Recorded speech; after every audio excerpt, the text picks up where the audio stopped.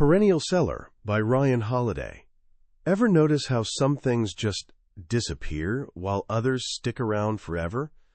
Here's what I mean. Right now, as we speak, thousands of songs are dropping, books are launching, movies are premiering, and startups are being born. They burst onto the scene with fireworks and fanfare. Everyone's talking about them for a hot minute, maybe a week, a month, if they're lucky, a year. They're trending. They're viral. They're everywhere. And then, poof, gone, forgotten like last year's memes. But then you've got these other things, the quiet ones that just won't quit. Take The Shawshank Redemption, total flop at the box office. But 20 years later, you can flip through channels on any random Sunday afternoon, and there it is, still hitting you right in the feels.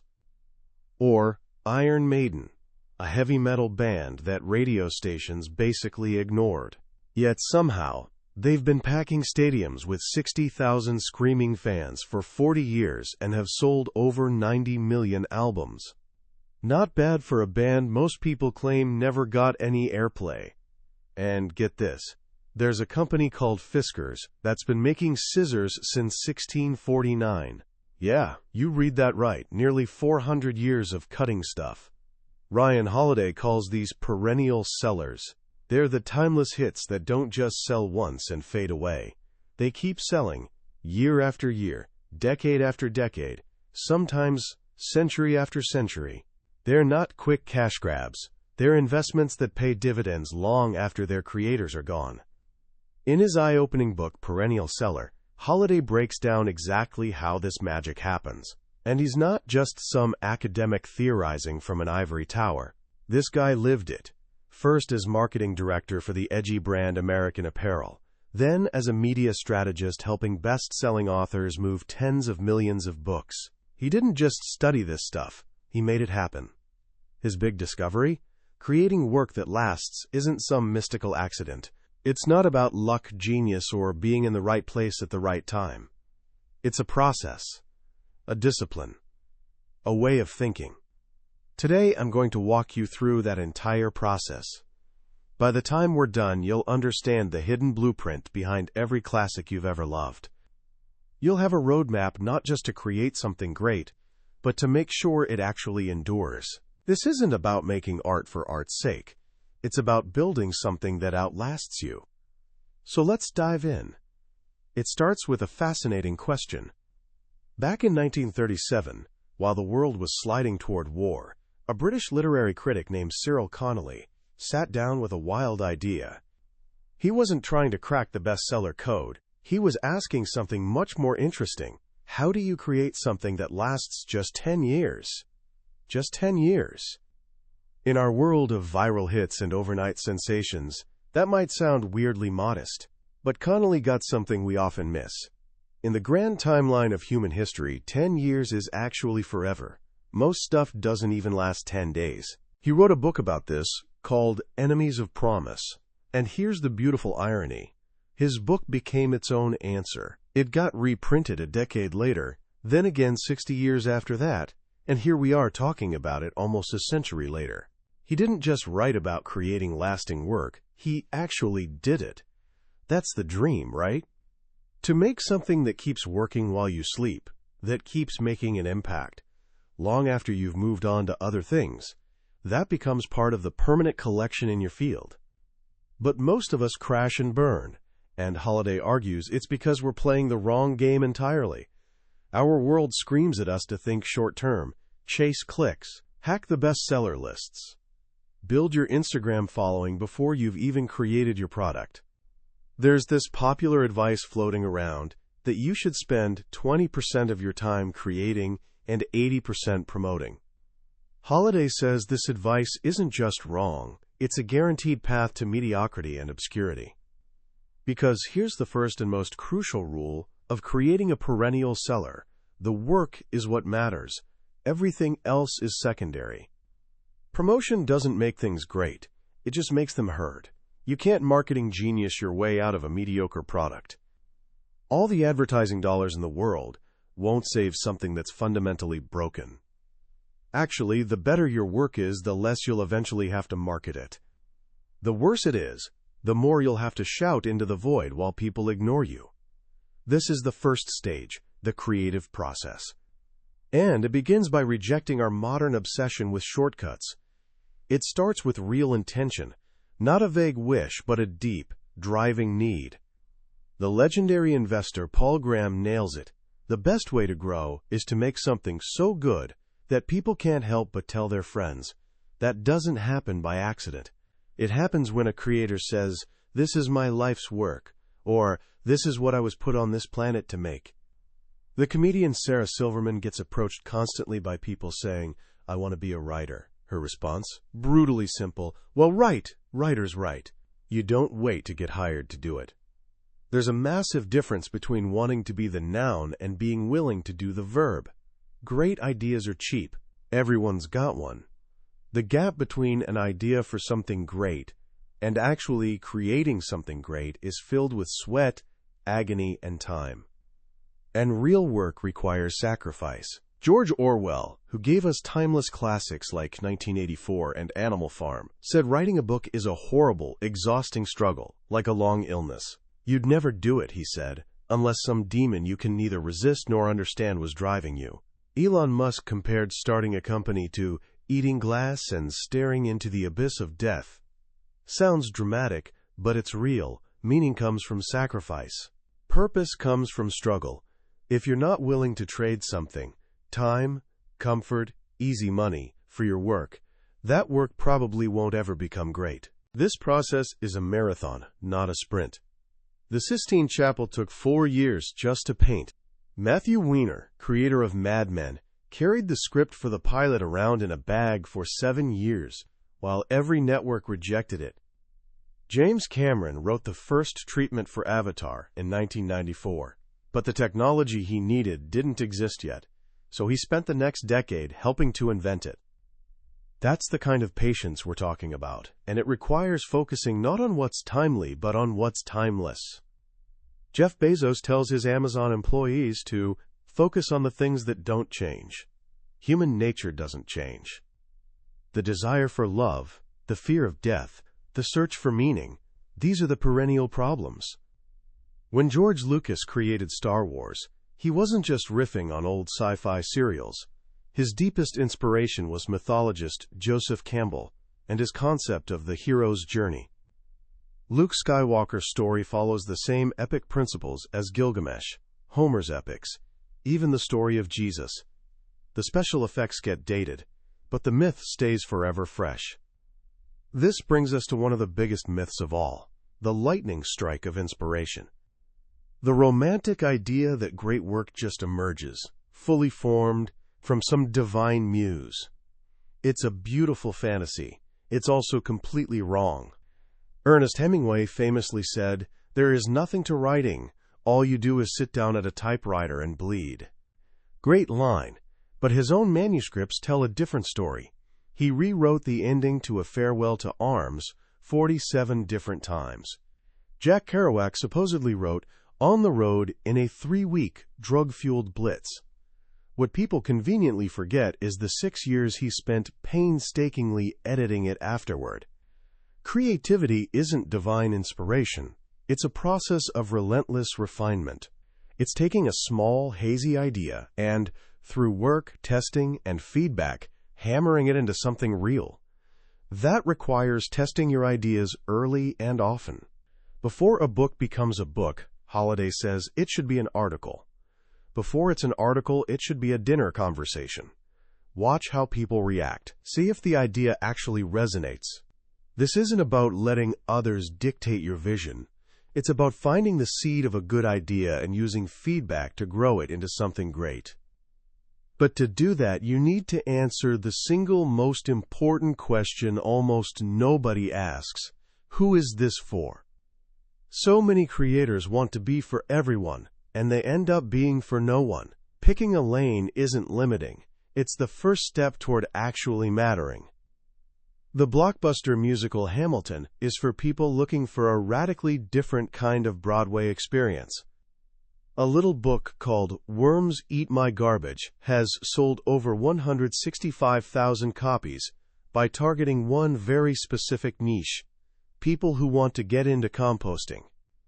You must be able to say this is for these people. Stephen King believes every writer has a single ideal reader in mind, and he constantly asks himself, what will she think of this? If you don't know who you're making something for, how will you know if you've succeeded? Just as important as who is this for is what does this do? An editor once told Holiday, it's not what a book is, it's what a book does. Does it entertain? Does it solve a problem? Does it add real value to the world? Your work must have a purpose beyond your own self-expression. As critic Toby Litt put it, bad writing is almost always a love poem addressed by the self to the self. Nobody wants to read that. Once you've poured your soul into the work, once you've sacrificed and refined it, you've hit a critical turning point. You have something real, but the work is far from over. This brings us to the second stage, positioning. This is where you take your creation and polish it, package it, and prepare it for the brutal reality of the outside world. The writer John Fante wrote a masterpiece called Ask the Dust. When his publisher accepted it, he felt like his life was complete. But then his publisher got into a legal battle with Adolf Hitler over the rights to Mein Kampf, went bankrupt, and Fante's brilliant novel disappeared into obscurity. A literal fight with Hitler torpedoed his career. The lesson is brutal but essential. Nobody is coming to save you. There's no magical publisher, producer, or investor who will handle all the hard parts. You are the CEO of your work. That means taking responsibility for every single part of the process. The first, paradoxical step of taking charge is surrendering your work to an outside voice. You need an editor. Not a friend who'll tell you it's amazing, but a real editor who will challenge you and push back. When a young Harper Lee submitted her first manuscript to an editor, she was told it was more a series of anecdotes than a fully conceived novel. Crushing feedback. But Lee listened. She spent the next 2 years rewriting it. The result? To Kill a Mockingbird, one of the greatest works of American literature. 55 years later, that original manuscript was published as Go Set a Watchman. And guess what? It proved her editor was right. The book just isn't very good. That's the power of a real editor, the difference between a disappointing flop and a world-changing classic. Once you've refined the work, you must define it. Holiday recommends a simple but powerful exercise. He calls one sentence, one paragraph, one page. You must be able to describe exactly what your project is, what it does, and who it's for in those 3 formats. This is a book/product/film that does this specific thing for this specific audience. If you can't articulate this clearly, how can you expect anyone else to get it? This exercise forces clarity. It forces you to actually understand your own work and how it fits into the world. This leads to the 3 critical variables of positioning. 1. Positioning. What your project is and who it's for. 2. Packaging. What it looks like and what it's called. 3. The pitch. How you describe it and what it offers. There's an old saying, you can't judge a book by its cover. Holiday calls this total nonsense. Of course you can judge a book by its cover. That's literally why books have covers. They're designed to grab your attention and tell you a story before you've read a single word. When Tim Ferriss was creating his first book, he spent hundreds of hours rigorously testing titles. That process produced the iconic title, The 4-Hour Workweek, a brand that launched an entire franchise. Your packaging and pitch must scream, "Pick me, this matters!" Because you're not just competing with other new things, you're competing with everything that's ever been made. A new TV show has to be better than rewatching The Wire. A new book is competing with Shakespeare. The goal is to make something bold, distinctive, and brave. To find what Holiday, borrowing from business strategy, calls a blue ocean, an uncontested space where you're not just the best, but the only. When record producer Rick Rubin first worked with the metal band Slayer, he didn't try to make them more mainstream. He helped them create their heaviest, most extreme album ever, Rain in Blood. He knew that the best art divides the audience. Half the people will hate it, and half will absolutely love it, and it's the lovers who will carry your work for decades. You've created something great. You've positioned it perfectly. Now you have to get it to people. This is stage 3, marketing. The first rule of marketing is accepting a humbling truth. At the start, nobody cares about what you've made. They're busy. They've been disappointed before. It's your job to make them care. And you can't outsource this. If you don't see any salespeople, Holiday says, echoing Peter Thiel, then you're the salesperson. So what's the goal of marketing? It's not hype. It's not advertising. It's one thing and one thing only: to create word of mouth. Word of mouth is the single most powerful force in the life of any product. Over the long haul, it's the only thing that lasts. All your marketing efforts should be designed as a catalyst for that fire. And the best way to start a fire? Give people a spark for free. Tech visionary Tim O'Reilly nailed it. The problem for most artists isn't piracy, it's obscurity. We're so worried about people stealing our work that we forget being unknown is a far worse fate. Rapper 50 Cent built his career by giving away music for free on mixtapes. Author Paulo Coelho, whose books have sold over 165 million copies, found that the fastest way to drive sales in countries like Russia was to pirate his own books and upload them to file-sharing sites. Why? Because it got people hooked. Free and cheap help people take a chance on you. If not free, then as cheap as possible without killing the perceived value. When pulp paperbacks were invented at just 25 cents, many serious authors scoffed, but noir master Raymond Chandler embraced it. His first novel, The Big Sleep, had sold a few thousand copies in hardcover. In paperback?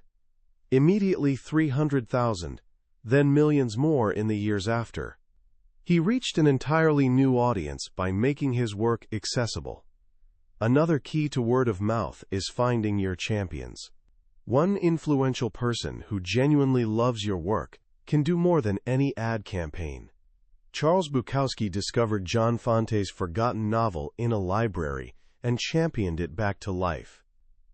Johnny Carson could make a comedian's career overnight simply by calling them over to the couch after their set on The Tonight Show. So how do you get champions? You don't ask. You don't beg. You make something so good that they want to share it, because sharing it makes them look good. Designer Marc Ecko built his billion-dollar fashion empire by sending swag bombs, perfectly tailored gifts, to influencers like Spike Lee, never asking for anything in return. Eventually, they started wearing his clothes because they genuinely loved them. What about media coverage? Holiday argues that most traditional PR is a waste of time and money. A big magazine feature is like a firework. Lots of noise and smoke, then it's gone. Instead of begging the media to cover you, do something that's inherently newsworthy. Create the story yourself. A former Pentecostal minister who became an atheist wrote a book about his experience. To promote it, he hosted an atheist church service in the Deep South. The New York Times and CNN didn't need a pitch. They called him asking if they could cover it. The most newsworthy thing to do is usually the one you're most afraid of. You've made the work, positioned it, and marketed it. The fire is lit. But this isn't the end. It's the beginning of the final and perhaps most important stage, building a platform. This is what separates a one-hit wonder from a lifelong career. A platform isn't just your social media followers. It's the combination of tools, relationships, access, and audience that you can use to amplify your work over and over again. It's your direct connection to the people who care about what you do. And the single most valuable asset in your platform? Your email list. Social media platforms come and go. Remember MySpace? Policies change. Algorithms hide your content. But email? Email is nearly 50 years old. It's a direct, unfiltered channel that you control. When comedian Kevin Hart was building his career, he went on a 4-year tour, playing small clubs in cities where he wasn't famous. At every single show, his team put a card on every seat, asking for an email address. He built an enormous database, fan by fan by hand.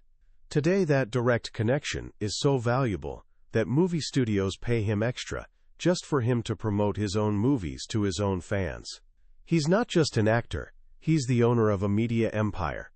You need to build your list, give something away for free in exchange for an email, run a contest. Do it by hand if you have to, but start now. Your list is your lifeline. Alongside your list of fans, you need a list of relationships. Your network really is your net worth.